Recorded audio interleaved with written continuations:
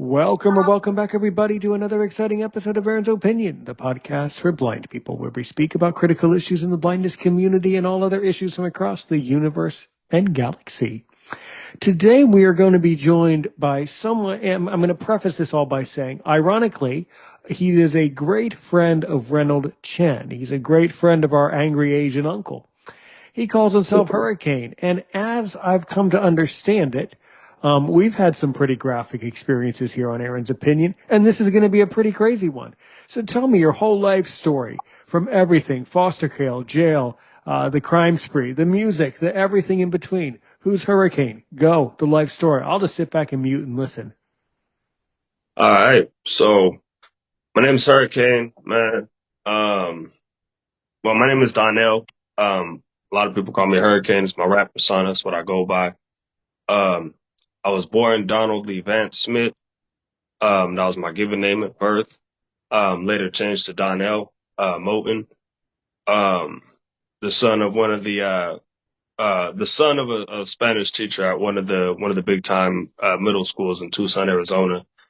Um, Adopted into that after being taken from my birth mother, due to like drugs and whatnot, stuff like that. Um, I was diagnosed with retinitis pigmentosa at about 11 years old. Before that, it was pretty normal. I mean, I don't, from as far back as I can remember. Um, I've always been kind of like a standoffish kid, just kind of off to my own. I kind of stuck close to my little sister when I was younger. Um, so I don't, leading up to being diagnosed with retinitis pigmentosa, it's like I kind of had anger, but I didn't really, you don't really like, I guess, soak into those emotions when you're that young or whatever. You're not really tapped into them like that. So, I mean, up until even when I was diagnosed with RP at 11, even that didn't register until like, it was more like until it started affecting me, period. Who gives a fuck? You know what I mean? So, um, I want to say around like 13 or 14. Like, I don't know what age I was in sixth grade, but whenever the fuck sixth grade was around the age when, cause I played a lot of sports. I played basketball. I tried football. I ran fast, but my problem was I wasn't coordinated enough to get played. I wasn't coordinated enough to get plays together. So, but I was always good at basketball. So I kind of stuck to that. And about 13 or 14 or so is when I kind of started noticing that, um, I started missing the ball a little bit more. And even then, you know what I'm saying? My group of friends has started to change after like fifth grade, you know? Um, and while I'm doing this, I wanna shout out to like some of the best friends I had in elementary school. David Harnick and Brandon Walker, man, two of my best friends from back in the day, man. Brandon Walker and David Harnick, man. Brandon Walker was one of my homeboys, man, who from back in the day. And I don't even want to say homeboys like that because the definition of homeboys from a true friend differ. You know what I'm saying? Um, but like my friend, Brandon Walker from back in the day, man, he was the type of friend that knew what I was going through, but it was like, who cares, man? We kicking it, because there was, oh man, we went through torture. He went through torture for the way he looked, the glasses and all that. I'm pretty sure a few other things, for what he was into. I got made fun of because I had a real runny nose. Back in the day, I got a nose disease as well as an eye disease called cranial atresia. You know what I'm saying? On top of retinitis pigmentosa. So I was teased not only for the not seeing, but for my nose running a lot too. I was called Booger Boy a lot. They had games where they would touch me, go touch somebody else, another student, and they pretend like I'm German and run around. And after about a while, after like fifth grade, man, I started fighting about it. And instead of like really kind of leaning on Brandon or David Harnick to like hey, instead of leaning into them to kind of take me, to kind of have them support me, the way they could have supported me, I kind of got a little bit distant. And I think to this day, that's one of the things where I regret and like where I kind of messed up at was not utilizing those because Brandon Walker and David Harnick were true friends back in the day, man, real true friends. Um, and they played a big part in my self-esteem, like, being up to par as far as me being made fun of because they didn't care, man. They didn't care about none of that shit, man. So, but fast forward later on, man, we get to middle school. I'm not so cool, I guess, anymore with them. I'm not, not necessarily that me and them, beefing or whatever, but more so I'm over here on this side now and they over there on that side. I'm not necessarily popular, but I'm hanging with the thugs and whatnot. I'm thugging out. So, you know what I'm saying? Can't be seen with y'all or whatever the fucking mindset was at the time. And,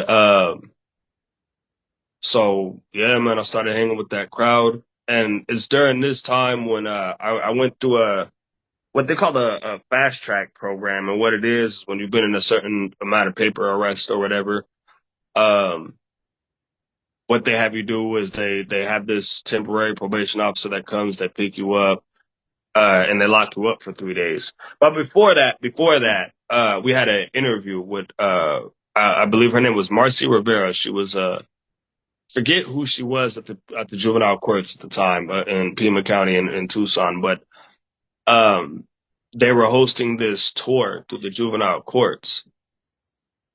And this is not too many years after being diagnosed with RP. And I remember going in there, and as crazy as it might sound, I remember it feeling like home in a way. Like I just always knew that this is a place to be, to get familiar with because I'm gonna be here a lot. All the way down to like when they were showing us the uniforms, the highlight orange uniform. It was like, yo, like they got all these other, cause just to break it down, man, they got the brown uniform for stabilizer. And if you know, if you're from Tucson, you've been there back in the day, brown uniform, stabilizer, recognizer, assessor, planner. You know what I'm saying? And then they got the fire orange for lockdown. My thing was always that fire orange suit. Like, yo, that one right there, that looked ill, that looked tight. You know what I'm saying? And,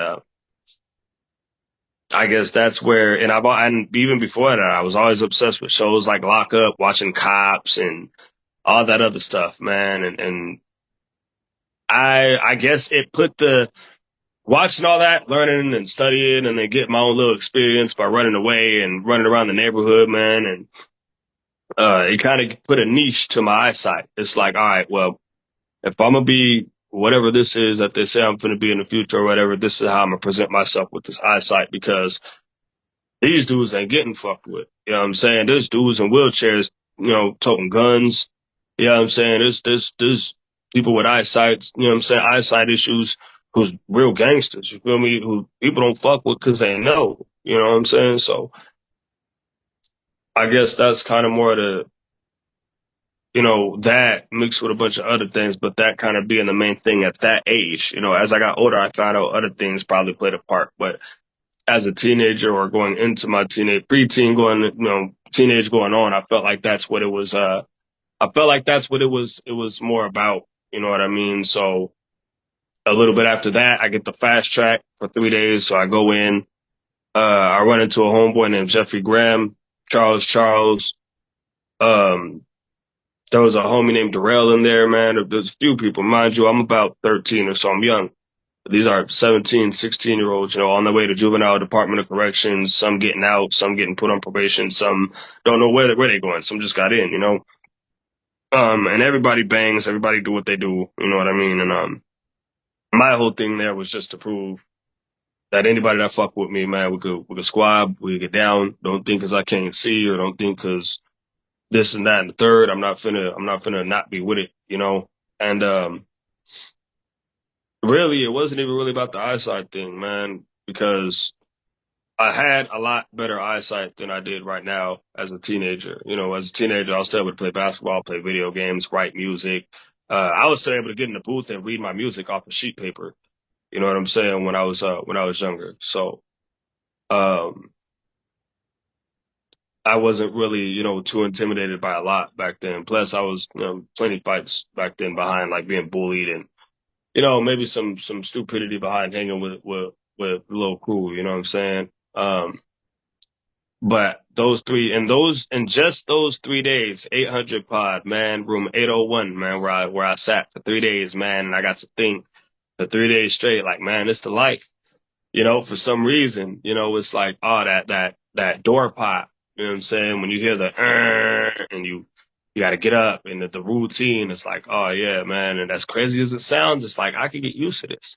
This is different because although this is harsh, when I walk out of this cell door, it's a good vibe. I go sit with the homies, we laughing, we chopping it up, and then after the 3 days, I go home, and it's like, fuck, what is this? You feel me? I don't like it here. I was having more fun where I was at, because I don't know whether it was out of fear of like me getting hurt in the streets or just a foster parent carrying or like, I don't know what it was, but the strictness of the house, man, is just, and then the religion, I could go all and the reason why I can't really elaborate too much on why the home life was, because I have to go into religion, because, well, not necessarily religion, but I grew up in a very religious household. Sunday through Saturday, you went to church. There was literally like services for every day of the week, man.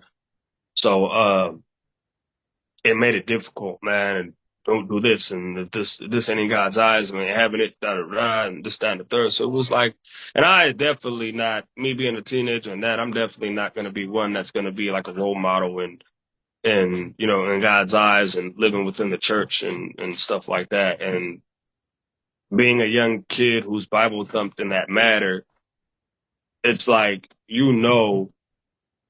I'm not going to live up to them expectations, man. So I don't even, so that in itself, it's like you already holding yourself accountable. Like, man, I'm already a disappointment because, she telling me I'm going to be a pastor when I get older. And I know damn well I ain't finna be no pastor, man. Like, what is you talking about, bro? Like, I ain't no pastor, bro. It's not happening.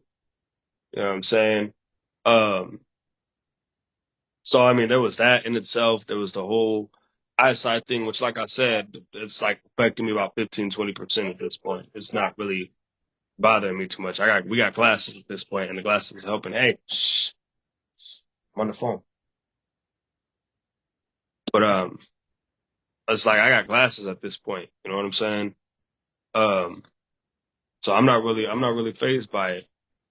Um, but after a while, after that fast track, when I had gotten out, something had clicked inside of me that, all right, this is where I would rather be and deal with whatever I gotta deal with, man, because at least I get to get angry about it, man. If I want to fight and hear about it, I can fight in here because I'm already in trouble, man. It is what it is.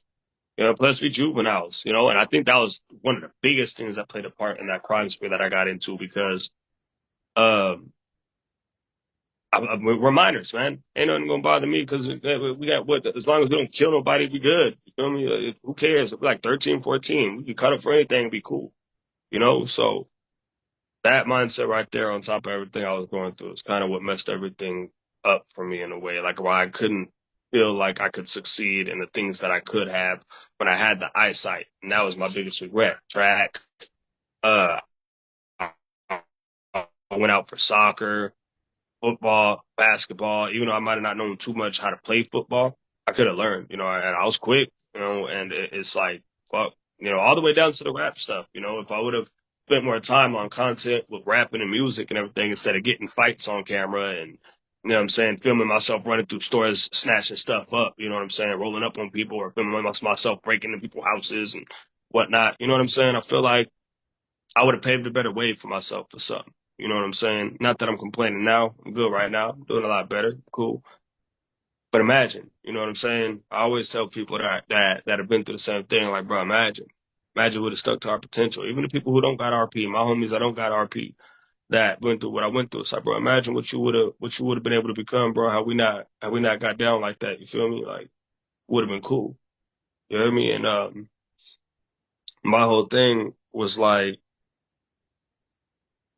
all right, I'm on this life, and I'm thinking, well, school is cool, is all right just because of the amount of like people I'm starting to kind of gain respect from, because that's really all that mattered. And then boom, it happens, man. I catch the first armed robbery charge at like 13 years old, going into 14. I was almost 14 when I caught that charge, man. And we had robbed a kid at Amphi Middle School for his bike, man. He wasn't too much younger than I was. Him and his little brother, they weren't too much younger than we were.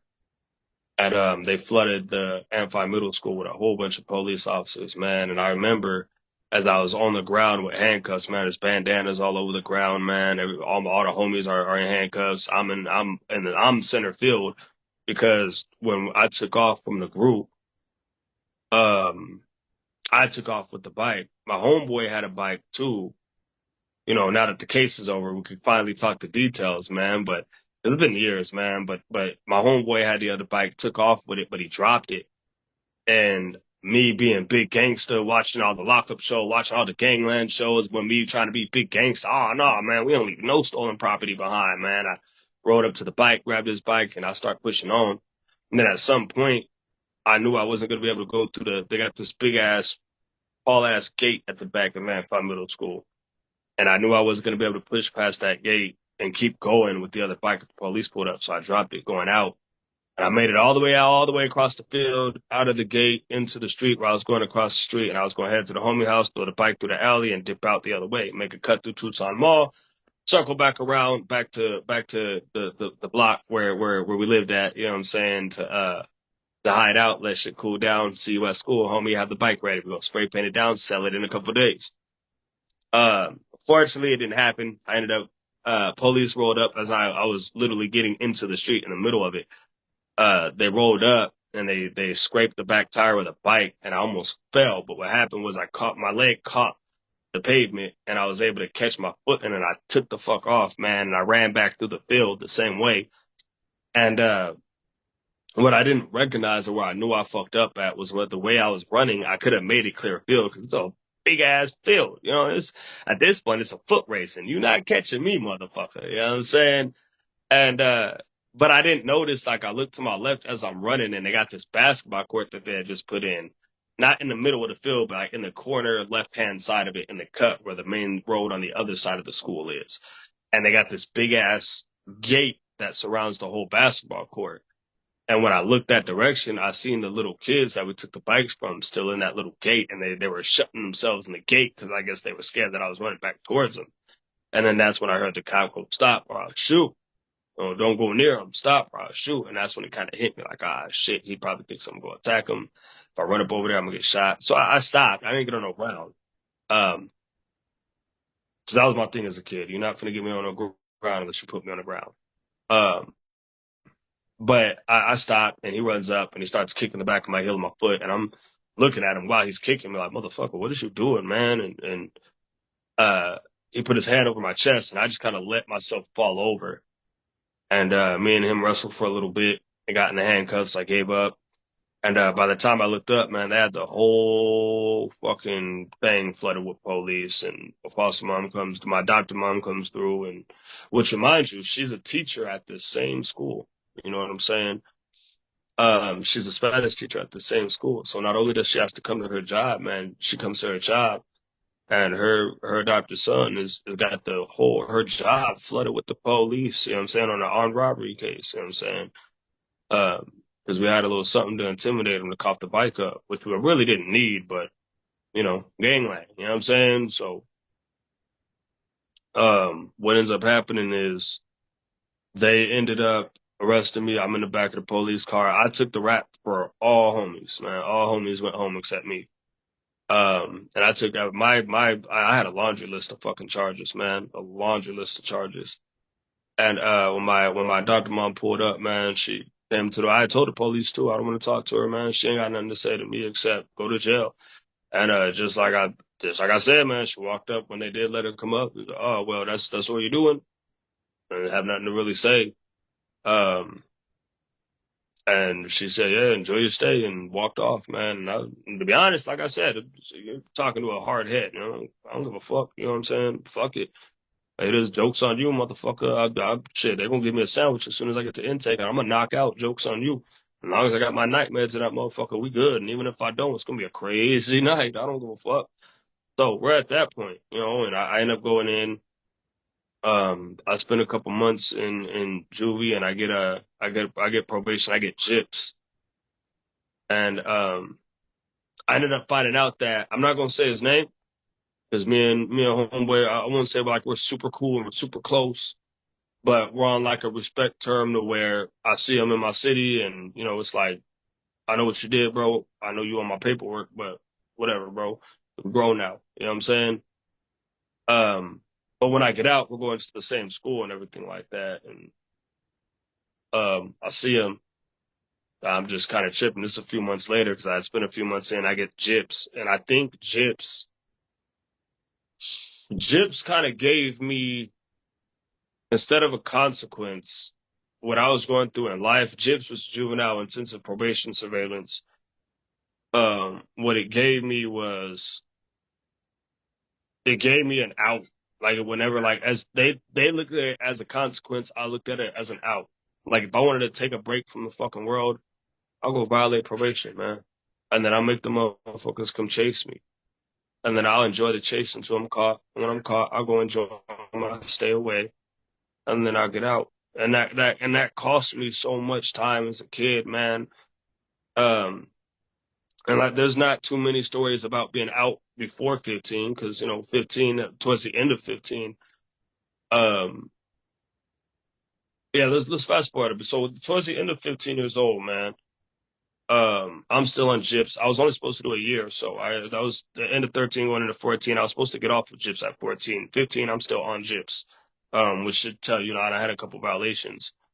And a couple of juvie trips, nothing too serious, just dirty drops because I was smoking a lot of weed and drinking and running away, smoking and drinking, just little petty charges like that, little petty thefts. I would get caught at a Circle K stealing, get arrested, and then I get picked up off the probation violation, off of the extra charge, spend a couple months in. So now I'm 15, man, and then one of the biggest turns in my life. And the reason why I say that is because so much happened during. Sorry, my kids have spaz out moments. They gotta scream. You know what I'm saying? The energy is like, they gotta release.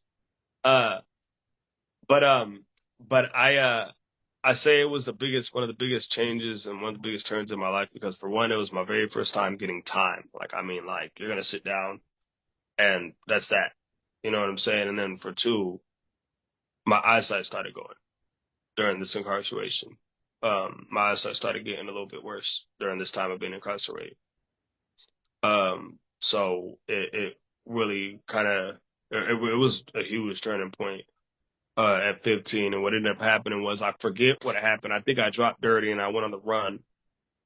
And I ended up getting into some shit at a Circle K on the north side of Tucson back in the day at 15. And word got back to my PO.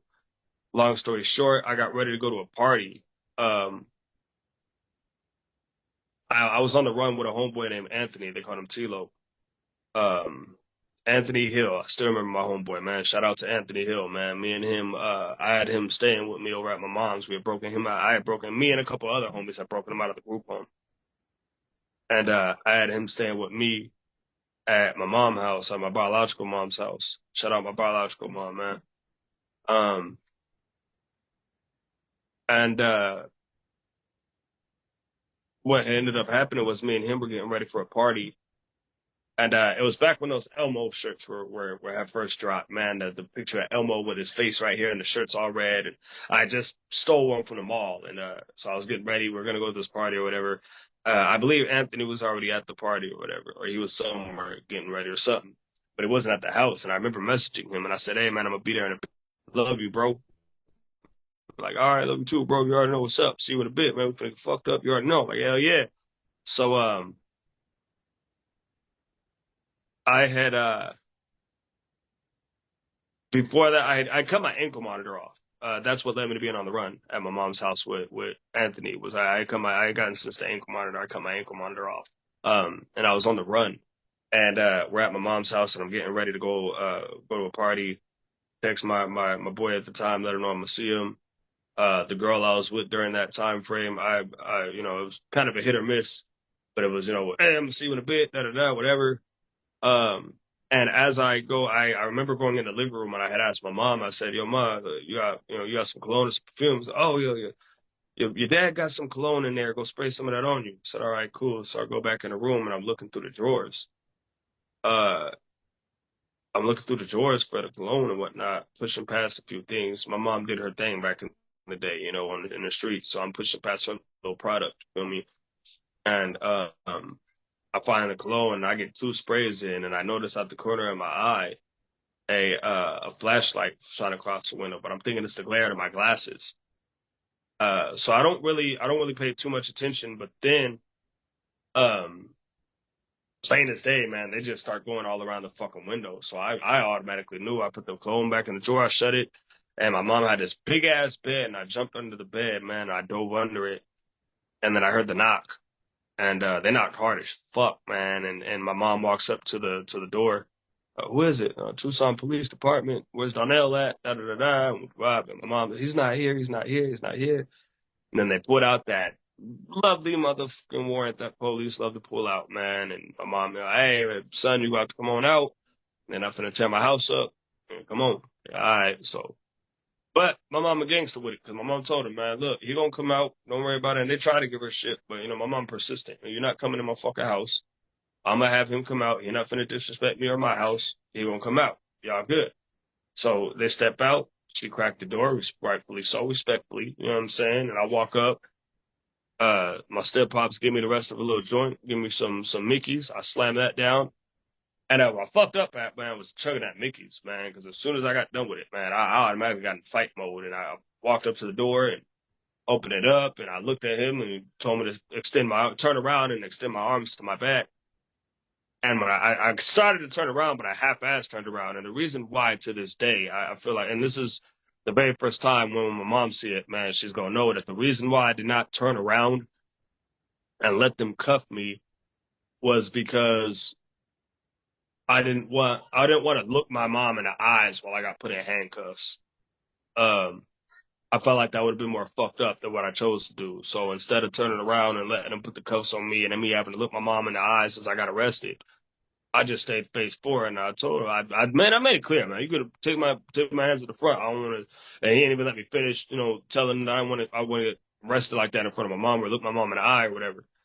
And so he grabbed me forward and pulled me out the doorway, and I just let myself fall. I bullshit you not, man. I didn't I didn't wrestle. I just let myself fall forward. And I don't know if he wasn't strong enough, or I don't know what it was, or I don't know if I had the force. But me and him fell over the barrier where the cars parked, where they stopped the car from going up to the sidewalk. Me and him fell over that, and me and him started tussling over the little barrier, and I got fucked up pretty bad. My mom's crying, and my step pops is yelling, telling me to be a man, and I ended up getting taken in. And that night, my first night back in there, and mind you, this is like trip number 17, 18 in here. So it's kind of hitting different now because, it was trip number 17, 18 in juvenile. I'm thinking about a lot of shit. I'm reading, and then that was another thing too. I had to grab a book to take in my cell to read with me, and I'm having trouble reading this book. And I just started thinking about shit. I kind of get frustrated with the book because I'm trying to read at night like I used to, and it's not working now. I can't, it's not the same. And that's when I'm starting to realize shit. And so I put the book to the side, and I'm kind of looking up, and I'm just thinking to myself, like, man, fuck, like, what the fuck am I doing, man? What's happening to me, bro? Like, I don't. And then on top of that, it's like I got the thought of, man, I'm finna get put away. Like I'm finna get put the fuck away, man. This is like my 50th violation, man. It's that my PO tired of me, my surveillance officer is tired of me, man. So yeah, I know I'm up out of here, man. So and guaranteed, I went to the little arraignment the next day, the little disposition the next day. Judge looked me right in my face, said, "You're not going nowhere. Get comfortable. See you next court date." And I was off. I stayed in there for about 5 months. My fourth month, I found out that I was going to be sent to boot camp. They gave me a choice at first to go to Arizona or Juvenile Department of Corrections, and I chose that because, as I said, especially 4 months in, I've already given it thought. I don't want to go to boot camp because I can't see, bro. Like, as gangsters y'all think I am, there's just some shit I can't do. The streets, I'm built for. I can run around the streets. Mountains and shit, man, fuck no. So I chose the juvenile courts, or the juvenile detention, the Department of Corrections. We called it DOC at the time. That's what we called it back then. And so I'm telling them, I want to go to DOC. I want to go to DOC. And they're like, well, are you sure that's 8 months flat? Maximum security. Whatever. I'm like, I don't give a fuck, man. Let's do it. I've been on lockdown, which is true. I was on lockdown a lot of the time that I was. um, in juvie. So I mean, it's like it's not like nothing I'm used to, man. Let's do it. So, and what made me mad when I went to court was because they said okay, and then we go to court and it's Sycamore Canyon Academy 4 months.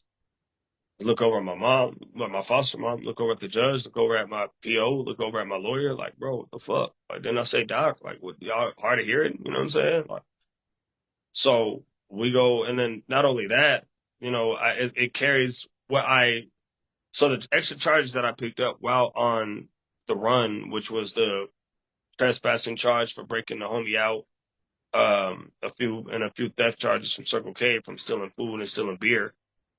Um, I had to do 2 months in I had to do 2 months in a place called La Cañada Rehabilitation Inpatient after I was done with boot camp. Um, so that way, altogether, my juvie time plus my boot camp time plus my rehab time would equal the sentence, and it would basically carry me out to 17 to a couple weeks away from being 18, or a month or so away from being 18, or not even a month, but like a year away or so, 6 months or so from being 18. Because by the time I got out, I was 17 with about 5, 6 months left to being, no, about a year, a little under 11, 10 months or so. Because I had turned 17 in La Cañada when I went to La Cañada. I was 15 when I went away.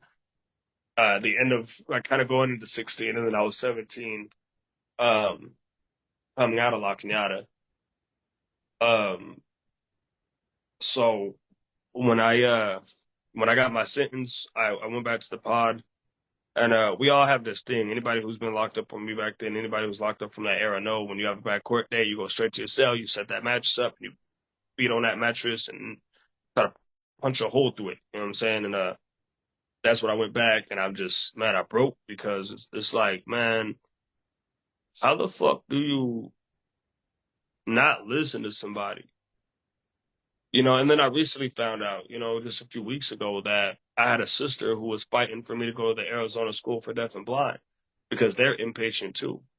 But instead of them being like max security and all this and that and the third, they're just a bunch of therapists and people that, physical therapists that help you. They had the sports for people who are disabled and all that shit at this school, and my sister was recommending that, and that she was told no because of my ignorance. And who knows, it might have helped, but the fact that I didn't want to go to Sycamore due to um my eyesight, them sending me and me having no other choice, at that point, if I would have gotten offered to go, I'd have went to the Arizona School for Deaf and Blind. But my thing was about not even like my third month, but like a couple, like maybe 2, 3 weeks away from my exit date from Sycamore. That's when they wanted to remind you this is almost this is almost 9 months locked up. And now they come to, my PO calls me and, hey, they brought up this idea about the Arizona School for Deaf and Blind. Fuck no. And it wasn't a right away fuck no. It was, well, hey, what are the specs? All right, well, check it out. If you agree to go, we'll come get you from Sycamore, which was in a whole other city. I live in Tucson. Sycamore Canyon was in Oracle, Arizona at the time. So I was transferred to Oracle, Arizona, and that's where I stayed for 4 months. Um, So they're talking about, we'll come get you. We'll bring you back to Tucson. You go to Arizona School for Deaf and Blind. But the catch is, you stay there until you're 21. Fuck no. Like, dude, I basically got like 3 months left. Like, not even three, like 2 months, because I got a couple weeks here that I can knock out. I'm gonna get up out of here. I'm gonna go to the little La Cañada shit. I'm gonna do my 2 months, and I'm gonna be done. I have to do a little bit of, and that was another thing too. When I got out of La Cañada, they wanted to drop me down. Depending on how I did La Cañada, they were going to drop me down to standard probation instead of coming back out to chips. So it was like, all right, cool. You know what I mean? I'm going to come out. I'm going to go to the standard. I'll be able to do whatever the fuck I want. Because standard, during that time, at that era, standard probation officers weren't tripping about smoking weed as much as gyps officers were. Because one probation is more, stricter than the other one. So it's like what I'm going through and all this jail time out of jail or whatever, I can smoke my weed and be cool, and deal with my little eyesight shit. Because By the time I got out, I already knew I was gonna have to do things different because my eyesight was more fucked up, and my glasses were getting thicker and thicker and thicker. So I already kind of knew.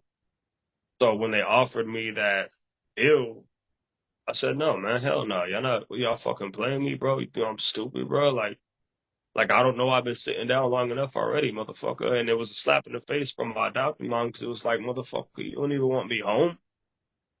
Like you willing to, like I done already lost 9 months, and then by the time I get out, that's gonna be 11 months, and then I get out, and then I go away for a couple more. Like what? How old am I? 17, 18, 19, 20, like 4 more. That's 4 years. You want me gone that long? And I decided right then and there too that as soon as I got home, no matter how long or much time more I had to do it, when I got home, I was leaving. I was leaving. I already had it in my mind.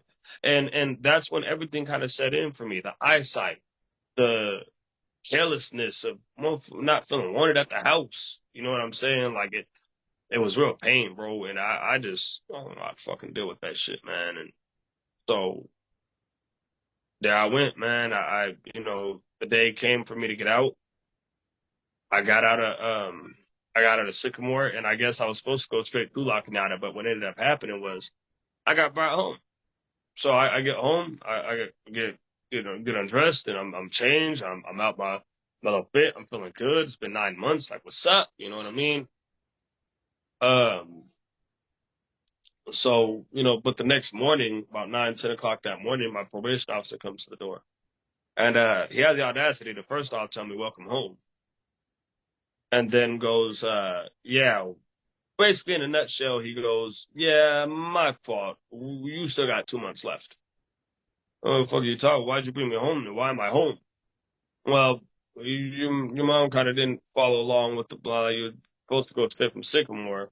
We gave her an option that if the courts came and got you from Sycamore on your last day, then you were going to go straight into, we're just going to drop you off at La Cañada, get you signed in. But because your mother has to basically register you in along with our paperwork, our stuff is already in there. Basically, you have to, she took you. She has to take you.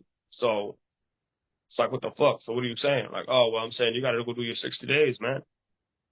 What the fuck, bro? Like it's been 9 months already, and I can honestly say it was one of those moments where my PO really kind of felt for me because man, I didn't have it rough being locked up, but man, I was just tired, man. Just like I had a 9 month run. Fuck you, you know.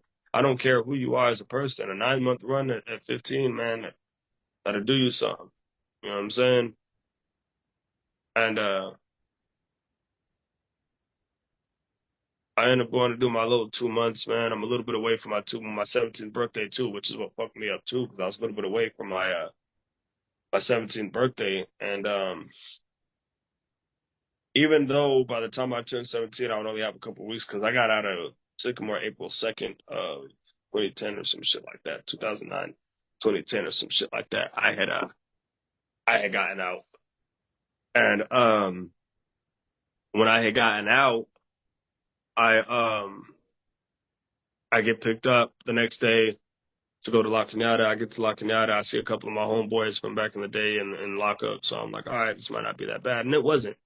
But I didn't learn shit, man. I was still so angry about even being there in the first place. I didn't learn anything, man. I got into little fist fights, got into little, sneaking cigarettes, doing the most. You know what I mean? Trying to get with the girls because it was co-ed. So, you know what I'm saying? Just like you're trying to get with the girls. It really wasn't kind of a joke in a way. You know what I'm saying? And when I got out, shit, I left to I had my 17th birthday in there. The only visit I did have, you know what I'm saying? And literally, I think 3 visits: one in juvie, one in boot camp, one in La Cañada. And so, just the film abandonment and everything. And I ended up getting out of La Cañada. And really, this is kind of when shit kind of got not too crazy, but just, I ended up meeting my ex-wife, which is the mother of my other kids. I have 8 kids in total, 6 in Tucson, 2 with me right now. Um, and I end up meeting her, and without going into too much detail about that, man, that was a real fucked up toxic relationship. DCS ends up getting involved, and a lot of my kids being born, from my oldest stepdaughter, they took her. We ended up having my firstborn biological daughter. She got snatched, all until all six were gone. The last two we had a fighting chance. Um, but some things happened and they got snatched as well. And all while trying to figure this out, um,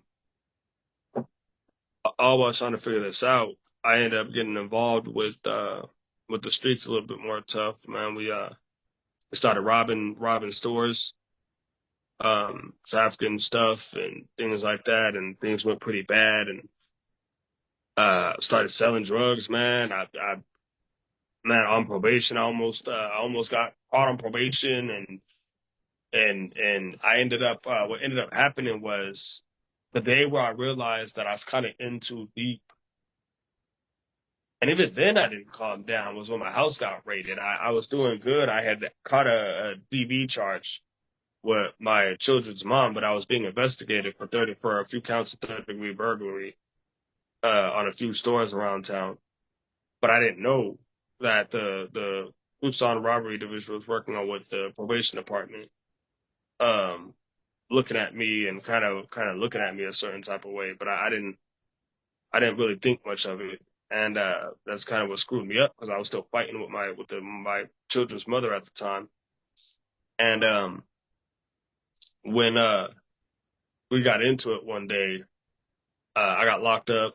They take me in, and I ended up having to talk with some people, and I show me some pictures, and hey, what the fuck you gonna do with that? It's just pictures of me stealing beer out the fridge with a bunch of other motherfuckers stealing shit around me, and it's like, this is what you guys got. Well, we're thinking of RICO and this, that, and the third. And all right, well, you do what the fuck you have to do, but at the most, my guy, you're just looking at petty theft because it looks to me like I'm just stealing a fucking beer out the fridge, which is what I was doing. What else you gonna do when you walk into a store? You see a bunch of people fucking, you know what I'm saying, robbing shit. And you alcoholic, you grab some beer and you run out, right? Um, so that's kind of how, that concluded itself. And I remember fast forward, I'm about to get off probation, later on, because I was on DVAPO, which is basically probation for domestic violence, because of how bad me and my baby moms were. Um, and right as I'm about to get off is when I guess the robbery division and them decided to make their move, and they raided my house, and I had just got done clearing everything out, everything sold, everything's whatever, and I'm thinking about whether I want to re-up or whether I want to just cash out right here and just I'm done. And the house gets raided, man. And luckily, man, nobody got hurt. Nobody, I didn't go to jail or nothing. And oh man, they did that shit so smooth the way they did that shit. It was one of those moments where I really kind of had a wake up call because I went in for a probation review, which was supposed to be my last one before my court date where I got off. And I knew something was up when I put my phone down and, she was like, hey, leave your phone right there. It's like, fucking what? But then I already knew. We hit the corner and they put me in handcuffs. Who's at your house and da da da da and the whole nine yards. So I already knew what it was. So they raid the house and everything like that, and all that shit goes on. And eventually, man, things just hit kind of a rough patch, man. And ended up separating with my children's mom because we were legitimately married. And I ended up separating with her. And even that was a wild split up in itself. And I got a little bit more involved with the Tucson hip hop scene, man. And I had always wanted to because when I was with my children's mom at the time, I was held back from it.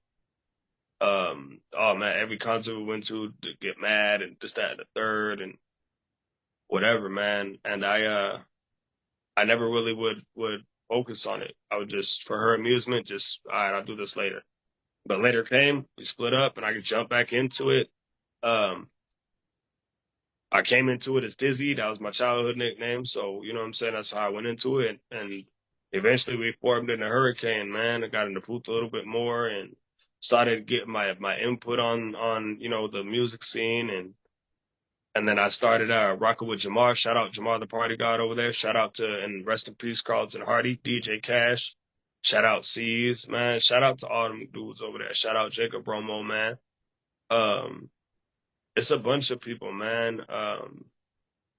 I ended up starting up a little podcast myself. Delta and Dizzy Business Coffee Conversation. Shout out Will Cosmic and Delta. You know what I mean? My peoples.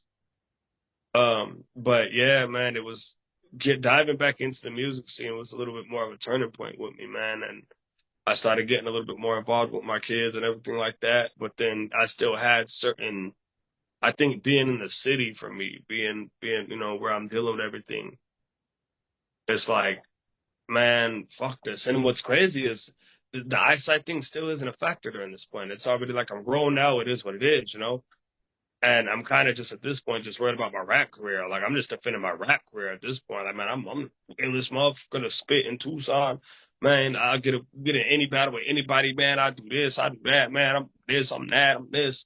So it's more about that than it is, my anger behind people sleeping on me more than it is my anger behind my eyesight.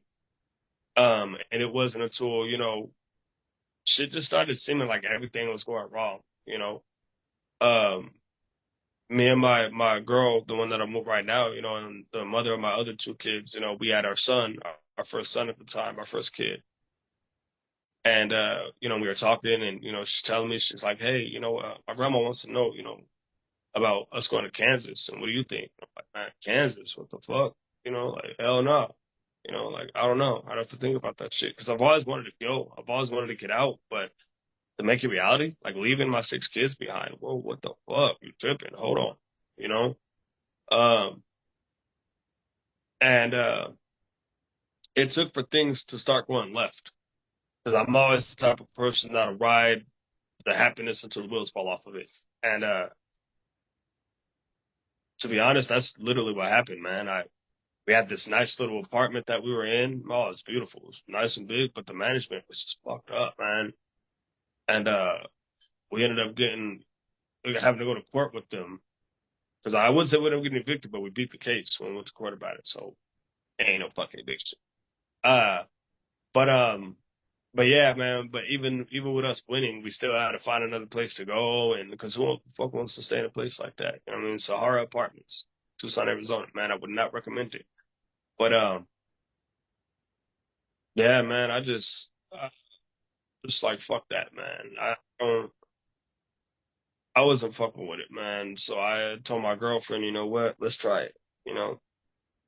And so we ended up packing up everything, and we ended up coming here to Harrington, Kansas, man. And it's been looking up so far, man. I got here my first year. I do have to explain my first year because this is when the music and everything stopped mattering. Not stopped mattering because it matters a lot, but it's like it's when I set it aside and I had no choice and I was kind of forced to pay attention to other shit. Like for one, spending more time with my kids, because at this point, now we got my son and my daughter, so it's like I gotta man up and I gotta start spending more time. I gotta figure out a routine because my girl's gotta start going to work because my eyesight is fucked up now.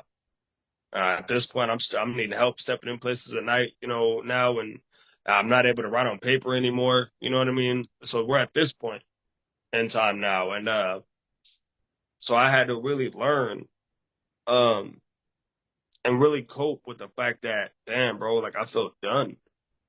Like this shit is real. Like my eyesight has literally prevented. Like I expected to come to Kansas and be able to do exactly what I was doing in Tucson, except better. Like and do this on my own. And hey, drop me off here and I'm gonna do this. And hell no, man. And just this first year being in Kansas, it was like I realized it was at that moment when I realized how much time I fucking wasted as a teenager, bro. For real. It was at that time I noticed, I realized how much time I wasted as a teenager, all that time behind bars and all that time fighting and hanging with the homies, smoking 2, 3 o'clock in the morning instead of resting at home where I needed to be getting engaged in the programs that I was engaged in because I wouldn't let go of something, man. I wouldn't let go of a persona that I wanted to have because I felt like that's where I belong. That's what would keep me from having to worry about, the eyesight thing, because it worked, but at the same time it didn't. It fucked me up to do that. You know what I mean?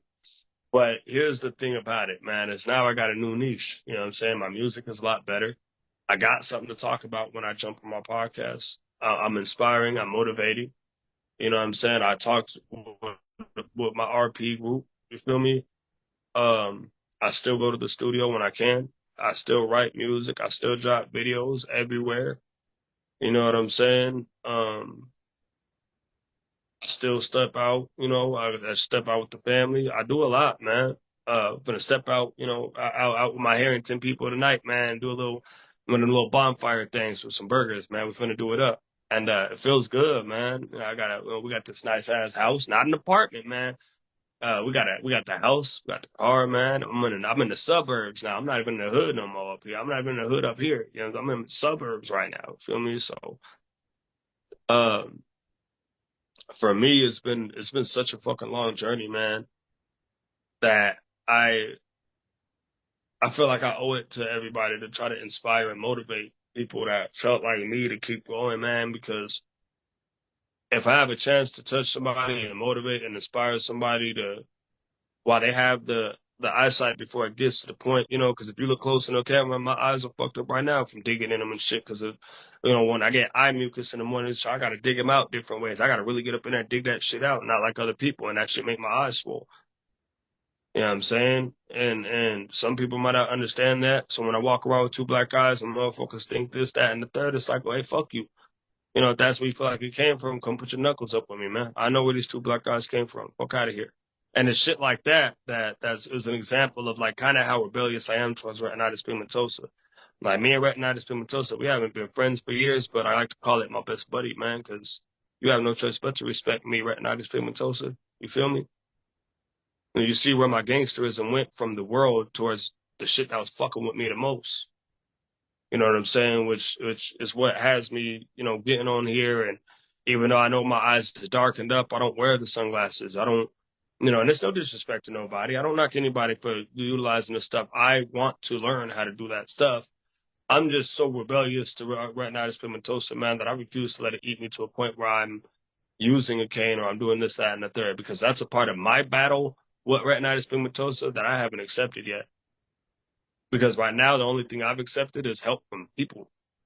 But trying to get me to get a CNI dog or this, that, and the third, and it's like, bruh. And then I just recently signed up for the Kansas caregiving program thing. You know what I'm saying? So I'm taking it one step at a time, but it's like I have to have my rebelliousness towards retinitis pigmentosa, at least a little bit of percentage of it, because if I don't today, I feel like I lose it. I lose myself and I lose my self-respect behind me wanting to be mobile and active, no matter what the fuck eats me up or what's trying to tear me down or how much vision I got left. You know what I'm saying? And it's not that I want everybody to go through exactly that, because that shit's a motherfucker, man. That shit eat you up too. But what I do want to encourage everybody and motivate everybody to do is to is to deal with it in a better way than what I chose, a better route. Just because you're angry about your future and this disease and the way it's eating at you and tearing your life apart, don't mean you got to be full on negative about it. Start utilizing the energy for the hatred for the disease towards the thing that you're talented in the most. You know what I'm saying? And put in that time and effort, because had I put in the anger that I have now for RP, like not now, well now, but like the anger that I had back then, if I would have put it fully into my music and my content creation and bled through the camera and bled on the pages when I'm in the studio, I probably would have found the cure for us. You feel me? So let that be a lesson, man. That's there's more detail. I like to just to do the basic outline of like the main story. But, and Aaron, if you got questions, man, I love to hear any type of questions, and I'll answer however many questions or whatever about any type of anything that I talked about, man, because I know there's probably some stuff in detail you want to hear, and if there is, I'm down to talk about it, So, but that's just the basic outline, man, of my story, man, and what I'm doing now. Because now it's all about change for me, man. And every day I'm still growing. I do the dad thing. You know what I'm saying? And like I said, I'm still trying to get my music off the ground, and anything else is just motivation and inspiration for others to do the same thing. Get on the bandwagon of, being successful beyond this disability, pushing the limits, pushing the boundaries beyond retinitis pigmentosa. You feel me? It's a lot better than soaking in it, letting it eat you alive. But I'm hope for that. You know what I'm saying? And anybody who sees this, man, if you need the support, man, HurriKane, Slurrikane on Facebook, HurriKane with a K, Slurrikane with a K, Slurrikane. Add me, man. Send me a message, DM me, let me know what you're going through. I'll give you some advice. I'll help you through it. We all need that, man, because I don't want nobody going down the route I went through. It's not going to help you. I learned a lot, but the way I had to learn it, I could have learned it the regular way. Yeah, I'm strong, but my weak points are tough because of the way I raised myself. So I'm encouraging everybody, man, and I'm motivating everybody and inspiring everybody to tap into your talent, your creativity, whatever you got going on. You know what I mean? That's why I got so much respect for Reynold as well, man, and everybody with RP doing the podcasting thing in that community because, man, I do my podcasting for the Delta and Disney Presents Coffee Conversations, man, and there's times when I've done a whole episode, got done, looked at it, and my face is like this. You know what I'm saying? The whole episode. But I don't delete it. I don't do any of that because that's raw, that's authentic. I might have gotten off camera a few times while, during this one. But that's because I don't mind showing y'all the raw authenticity. You know what I'm saying? In the struggle of retinitis pigmentosa. It's just the life, yo. Shoot, man, look at my eyes, man. Yeah. Look at how crazy they shake around. That's reality. You know what I'm saying? For people who don't know, that's reality. How swollen they are. Shit like that. I don't hide nothing. I'm raw, I'm authentic with this RP shit, man. I wear it like a crown, man. I wear it like a hoodie. You know what I'm saying? Because at the end of the day, man, if I held what I have or I try to hide it, man, I hurt myself more.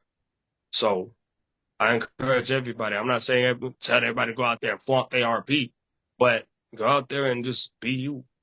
Push beyond your limits and don't let it eat you alive, man. Because I did, and I'm not saying that I regret that side for that time, but I don't because I get to show y'all, what happens when you finally come out of that and you build, you know what I'm saying, and you focus more about what you want to do instead of what you're being held back from doing.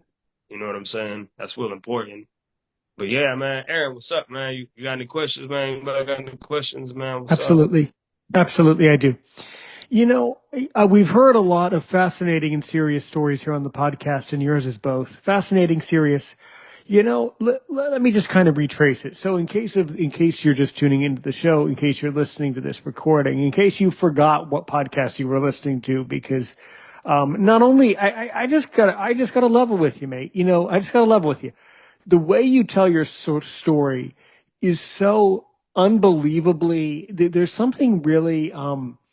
I can tell you really have a way with words, like the way you like your delivery of your message is so present. Your presence in your message is so overtly obvious to me. To retrace the steps a little bit, of the story. I totally understand. To solve your curiosity, not that you ever thought this, but to solve the curiosity. Luckily, I never made the choices you did as a teenager. Yet, and in a very different way, I'll tell you little bits and threads of my background. So I'm a conservative guy. I'm, hard on crime, a really over the top strict guy. And I can also I really got to tell you, I totally understand why you made the choices you did, because you got more attention. You got more affection. You got more enjoyment. You got more out of being in than out.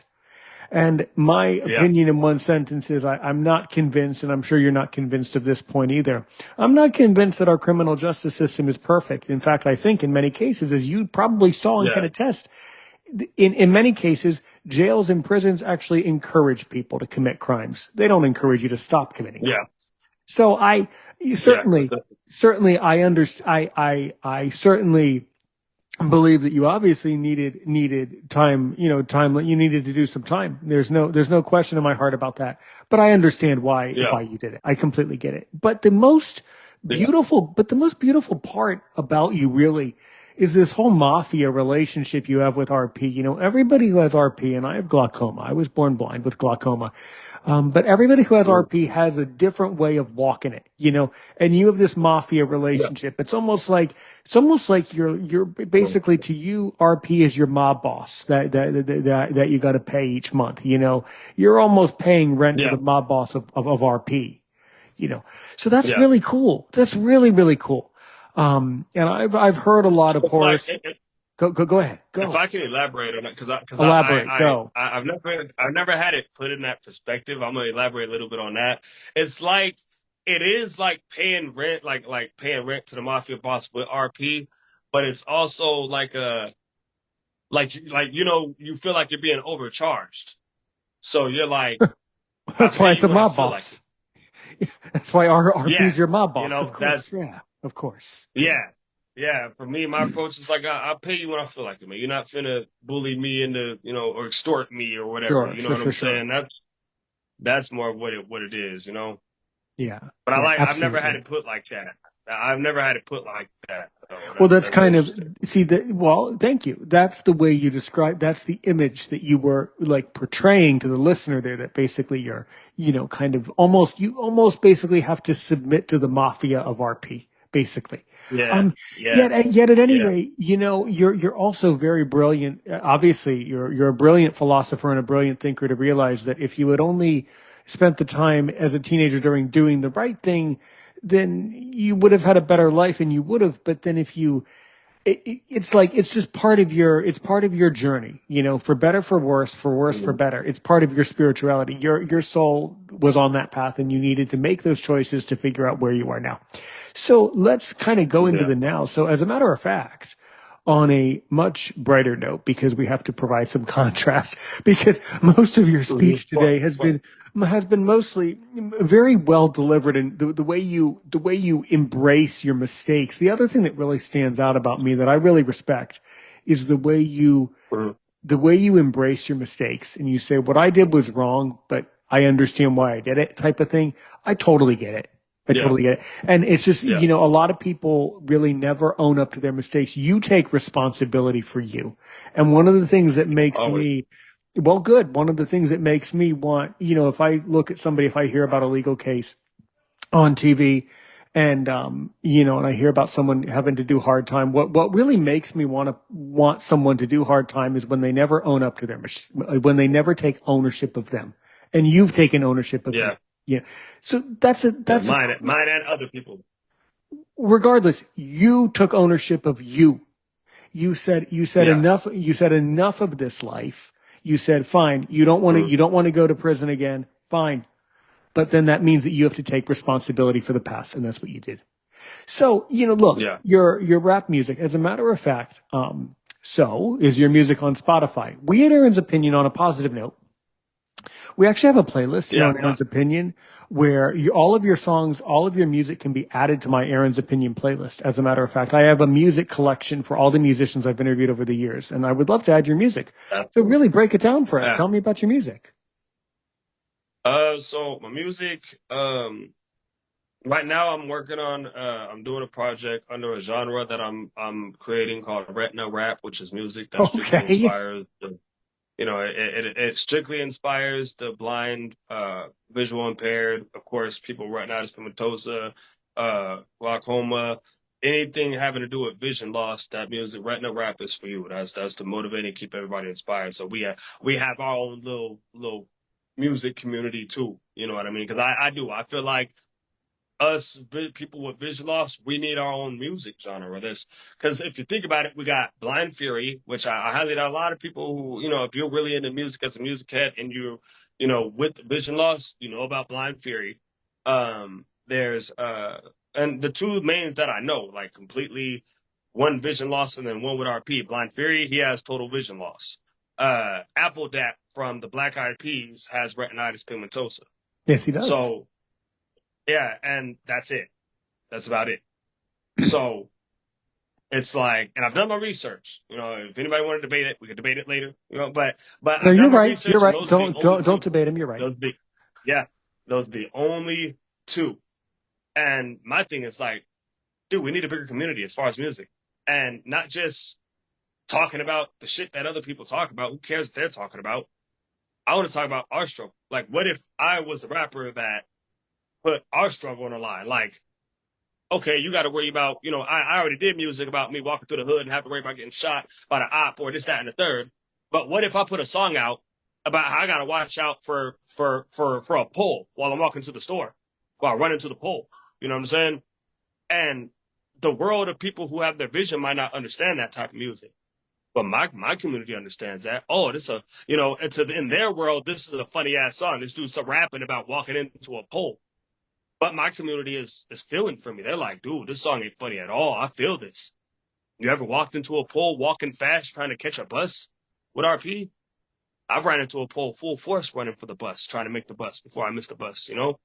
So it's like that's what I'm trying to do on my music. That's what Retina Rap is. You know, I that's where it stands. And I'm on YouTube. My YouTube name is different from HurriKane. It is Frenchy Droboi, and I always spell it because people don't know how to spell it. So it's FRENCHYBROBOI. Frenchy Droboi, and that's my YouTube and my TikTok. I'm on both of those. And then I'm on Scoopz under Blind Bat 520. BLINDBAT 520 on Scoopz. HurriKane Slurrikane on Facebook, and HurriKane on Twitter. And All that's right. where everything Really. is. All my Yeah, stuff really. is. And I'll put that stuff in the comments too. Yeah, I think I actually have it. You can certainly send it to me. You can email me back the description. I already have a good description. And certainly, yes, Okay, okay. it would be, yes, please. Please do send me back all of your, here, I tell you what, when, after today, whenever you like, please send me your Okay. YouTube, Instagram, all your plugs so that I can properly tag it on all the platforms. Absolutely. Yeah, I mean, this is really fascinating. So, I was going to put you on the spot. You aren't getting out of here that easily. So, I kind of want you to sing Yeah. for me a little bit. You Yeah. obviously have musical ability. What can you sing for me right now? Really, really show me your Oh voice, yeah, man. yeah. Let me see, man. Let me see what I got real quick. All right. And this is you don't mind the profanity or not, right? No, Right. no, this is Profanity matter. at this point, I couldn't have minded the profanity. Okay. All right. All right. All right. Here we go. All right. Ready for any battle. You step and you hit the gravel. You tripping, I'm down to travel the sickest to hit the planet like a comet, doing damage, pursuing cash with the clan. If you run up like niggas jacket, we're spinning right into action. Little baby like a 10, but it's minus 5 shit plastic. And this we got me walking alone on the moon like Michael Jackson. If I ever met the greatest, and the thing that I would ask him, just let up with this rapping and put that nigga in the casket. Tragic. Tucson's underrated is back with another classic to bring the game hella havoc. As being fake is part of the situation and the havoc. I got morals and being humble is part of who I am. I ain't playing with these motherfucking rappers like I didn't see him laughing, like I didn't do a versus and challenge everyone after. People hating in my city, but the hatred ain't what matter. Don't be saying I quit rapping, bitch. My lyrics got him Casper. I'm spitting like every word that be coming out is poisonous. It's shitting on niggas. When I get finished, shut the toilet lid. Lyrics so hot when they hit the mic, but they boil it. Y'all think these niggas are shining? They tinfoil. Yeah, there you go. All right. Yeah. Yeah, You're very gifted. You're obviously very, very, yeah, very gifted. Yeah. Certainly. Certainly. Yeah. All that's very, very interesting. And you obviously have a great knowledge of music and things like that. And so, yeah, yeah, I mean, yeah. that's really good. That's really, really, really good. Let's see. Other blind content creators who are also musicians. Have you ever heard of EJ the Phoenix? I have, I believe. Yeah, yeah, Yeah, I know yeah. him. I know him. He's been on my show. What about, okay. If you know EJ the Phoenix, then you know H Streets. Heard of them. Okay, you've heard Heard of of them. them. Heard of them. Heard Yeah, of them. yeah. So these are people who are here in Aaron's opinion. They're in the WhatsApp group in the community, and they are also musicians. And they produce some heavy metal, some Latin music, Spanish music. Um, there's a particular there's a I don't know what the song is called, but H Streets. Speaking of shout outs, let me just give shout outs for the people who you should talk to. Go If you're ahead, not do your thing. if you're not talking to Aaron's opinion, let me tell you, EJ the Phoenix, and you'll meet him in the WhatsApp group provided you're on WhatsApp. EJ the Phoenix is an incredibly kind person. As I've told EJ the Phoenix, as I'll tell you, I actually prefer EJ's friendship and his personality more than his music. His personality is better than the music. His music's amazing. Don't get me wrong. Do not Yeah, misunderstand. yeah, EJ the Phoenix yeah. can write some lyrics like nobody's business, just like you. But trust me, he's got you as a friend. Spiritually, he's got you. There's this other guy It, who. com- Go ahead. it comes from chemistry. His good music comes from chemistry in the booth. That's where it starts from. I believe it. And I believe if me and him were to make a song, see, here's the thing. Here's what's funny about this. Let me educate you real quick. Oh, okay, go Here's go go what's right so ahead. funny about this. If me and him were to say, me and him were to see each other, say what's up, and jump in the booth and do a song together, I don't believe that song would do good. And here's why. When you talk about a collaboration, when you're talking about two artists who have great personalities, I do believe he has great personality. I have a great personality. Get us together for a song, cool. But get us together for, let's say, a smoke session before we get in the booth. You will get a more powerful song out of us hanging out before we get in the studio than you will us just, hey, you rap, I rap, let's get in the studio. You know? So when you tell me, oh, his personality is harder than the personality should always be stronger than the music. When it comes to me, him, anybody that does music, because once you lose yourself outside the booth, your music sucks inside the booth. You That are makes sense? 100%. You know what? I never knew that, and now I know. So now that makes perfect sense to me. Thanks for Yeah. thanks for giving me the knowledge about it. But now that it, Oh, it it swings back to my mind, you're right. You were so right, and I don't know why I yeah. didn't think of it before. But you're right. That's the power behind his music, his personality, his Yep. connect. Yeah. Yep. But another great friend. So you can certainly talk to all these people. Some of them are more participant in our groups than others. But another Mm. great, two other great people. Well, really one other great person of many. Denny L. Jackson, H Streets. He and his girlfriend wrote well, they're both musicians, but they wrote and I forget what it's called. They wrote a beautiful rap song. Mm.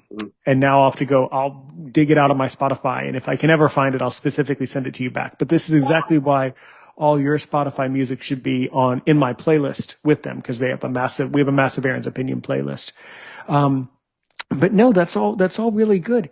Yeah. And so the other thing so back to your podcast, man. So you've interviewed a lot of other blind people. So who else have you interviewed on your show? Just talking about your podcast. So who have you interviewed around the world? I haven't done I don't get a lot of volunteers for interviews. Hmm. The ones that I do get are more like certain artists that I used to collab with back in the day in Tucson.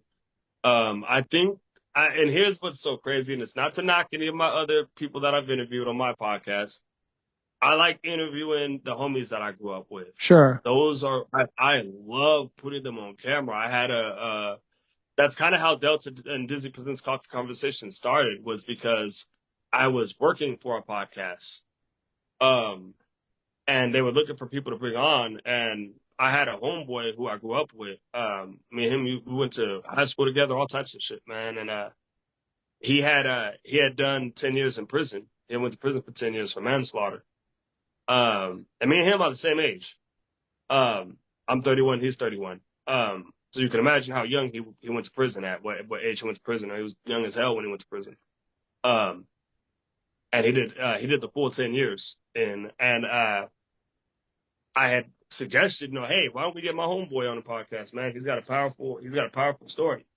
And they were kind of hesitant against it at first. And I said, all right, man, it's up to y'all, but I know how intelligent my bro is, man. Like, he'll do real good.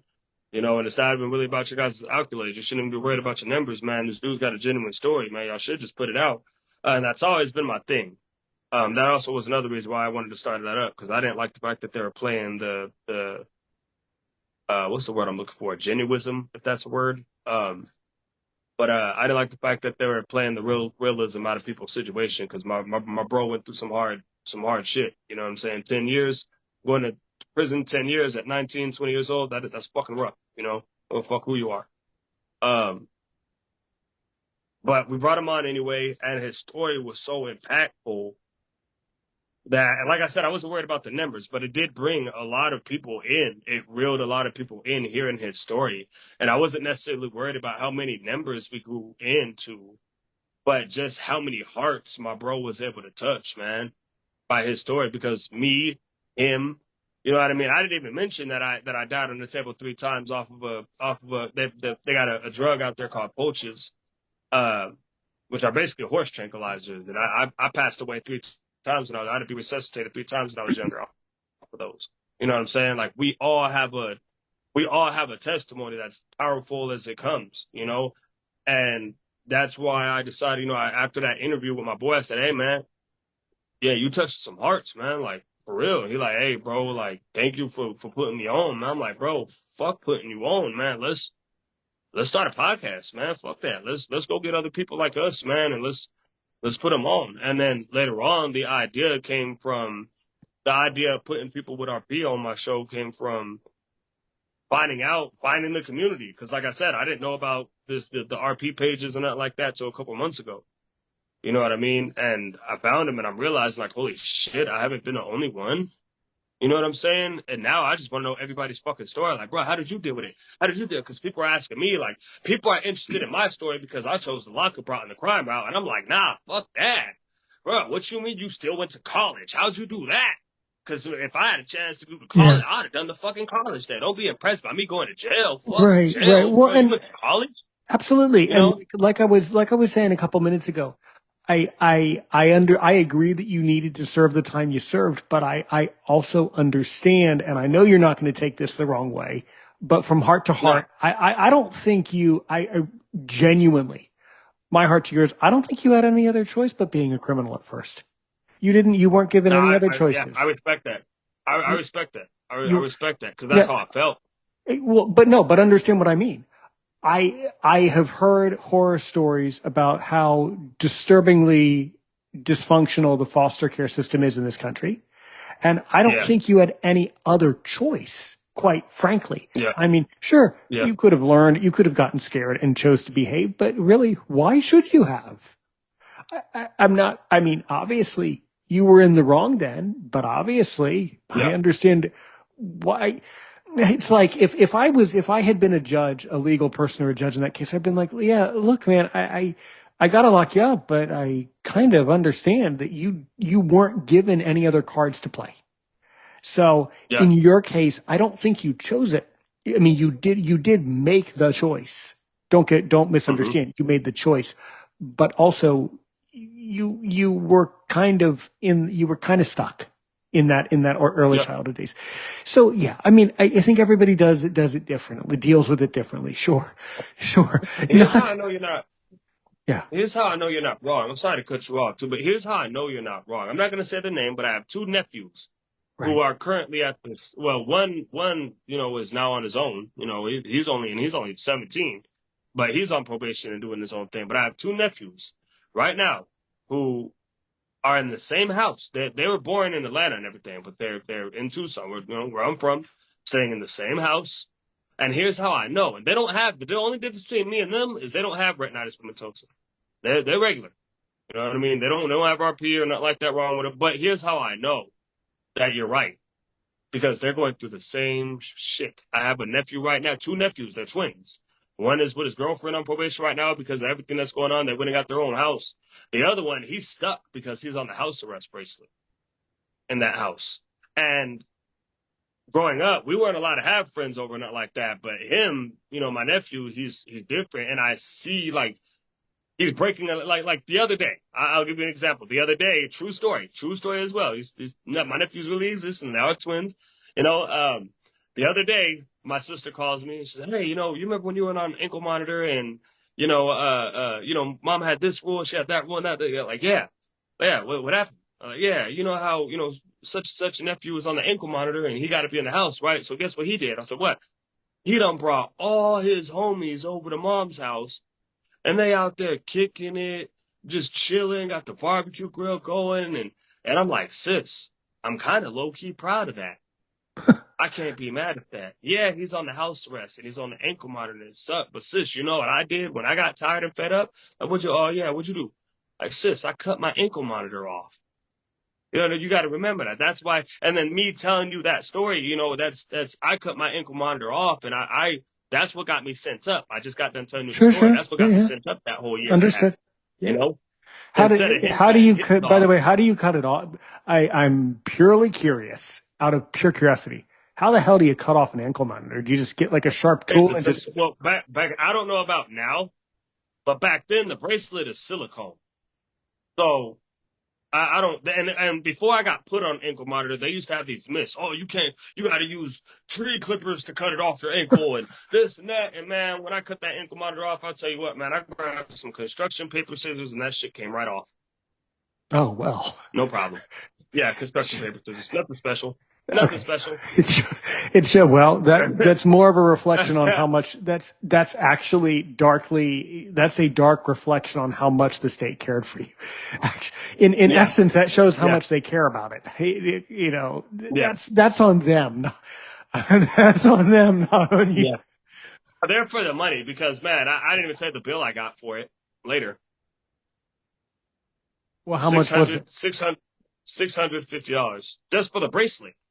Oh, okay. I'm Not the surprised. I thought it box. would be more expensive, but that's interesting. Oh, it is, but it's because it's a two-parter. It's a two-part. You got the bracelet, which is all right. So the strap that goes around your ankle, they have different sizes of those. For some people got big ankles, some people got small ankles. So it's just the strap to the bracelet with the Right. two clips on the side. That alone is $650. Mm-hmm. The box, the electric ankle monitor box, that's like $1,200-$1,300 in itself. That's a $1,200-$1,300 piece in itself. Sure. Combine them together, you're looking at like $2,200, a $2,200 bracelet. Mm. Interesting. Very, very Yeah, interesting. I'm learning a lot. People yeah, on the people who never make these choices. I know it's flawed, but in some respects, we've kind of been some people are kind of curious about that type of thing. I kind of always wonder, yeah. that, You that can't that's forget all. you. That's all interesting. Yeah. No, it is a very deeply fascinating thing. But, Yeah, yeah, I think from moving forward now, I think for you, I know that you're going to make the right choices and just have a good rest of your life. I mean, you'd be oh yeah, surprised, yeah, and I think you're figuring it out now. Is you'd be surprised how far you can go when you simply step in the right direction, and that's yeah, what I'll tell you is look, just from here, do make other choices. You're obviously yeah, very lucky. You're very lucky. You're ridiculously lucky not to be in prison now. And it's great yeah, that you're not in prison. So because you're not, that's a gift to you in a sense, in a philosophical yeah, gag, right? Look, make the right choice now and keep doing the right yeah. stuff. Yeah. Have you Of spoken to course. I'm purely curious. Have you spoken to like other rappers like in other countries, or have you, reached out, just around the rap scene around the world at all? I spoke with a guy, and it's funny because I was using Google to talk with him, and and it's because he was from it was like Kazakhstan or something like that. It was one of those out of the those way out of the way countries. And I was reading his story, and he was telling me that he had retinitis pigmentosa, and he was sending me like music samples because I didn't, me and him didn't really talk. I could tell he's one of those guys. Like his mindset is how mine was when I was younger, except he didn't choose crime. He just chose the rebellious side of things. Like he doesn't let RP. I don't want to talk about that. I don't want to talk about RP because it's about the music. Fuck RP. That shit ain't gonna stop me from doing this song. So let's talk about the song. Like that's how he is. So rather than talking to him about the RP, I was talking with him about the music culture and everything. And guys are gonna see me walk a bit. My front door is open and my kids are walking around, so I gotta check and make sure none of my kids walked outside or nothing. Um, but yeah, I was talking with him about the music side of things, and he was telling me that the way things are done. Where's your sister at? He was telling me that the way things are done is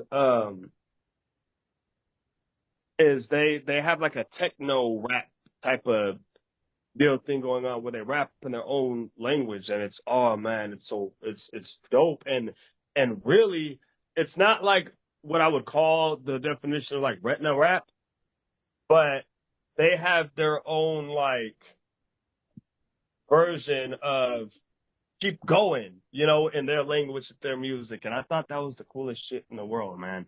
And I'm still cool with them. He sends me like beats and stuff like that. I'm not gonna lie to you, I wouldn't know how to hit those beats, man. They're different, but I lock them in, man, because I can, you could use samples. You could sample out beats. Sure. So I always try to keep them, and to show him, you know what I mean? That I'm in tune and that I want to use them, and eventually I will have an album coming out using all the sounds that he gave me. You know what I mean? Oh, So you that's guys can really look out cool. for that too. You know what I mean? Do I keep up here? Okay.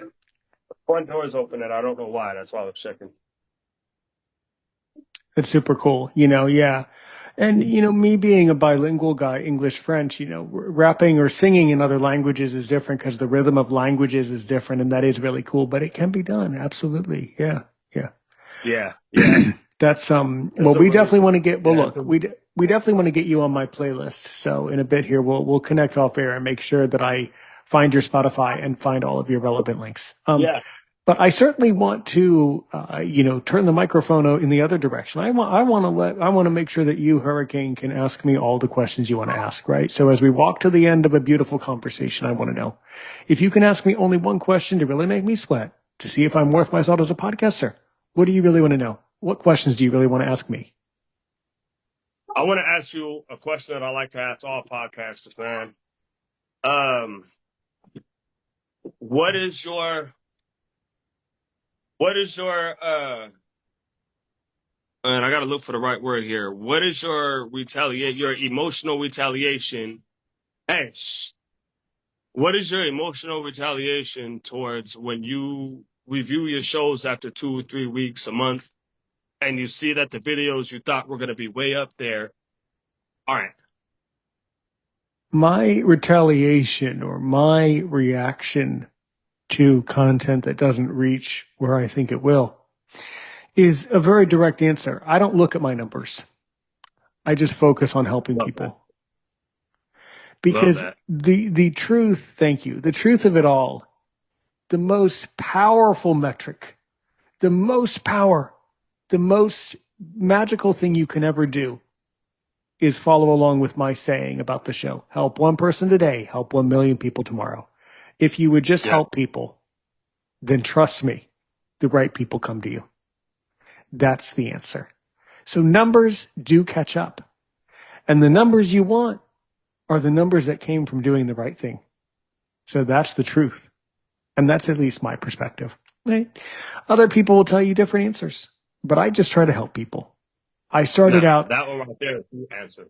That's the answer right there. There a lot of people do have different answers, but that answer right there is I feel like that answer right there is the key to all podcasting. The key to the greatest podcasting. That is the meaning behind their podcasting. That's what makes their podcasting such a great podcast. Is that genuism right there? well, So I Jimmy just appreciate it. dropped. I appreciate it, man. You're a Yeah, very, considering how disturbing your past is and how much you went over today. You're the other thing that just basically seeps right out of you is your genuineness. yeah, You, you did, you made your mistakes, but then you're also there's also a good person in there. That's yeah. really clear to me. So yeah, I really appreciate that. But yeah, what else do you really want to know about me? Just as Aaron Richmond, as a guy, as a person, what else do you want to know? Um, to be honest, man, the answer, there's a reason why I asked that question, man. That kind of, that sums up, Oh, um, a lot. I have a request. Um, I want to, eventually through time, I want to jump on your podcast with my mom.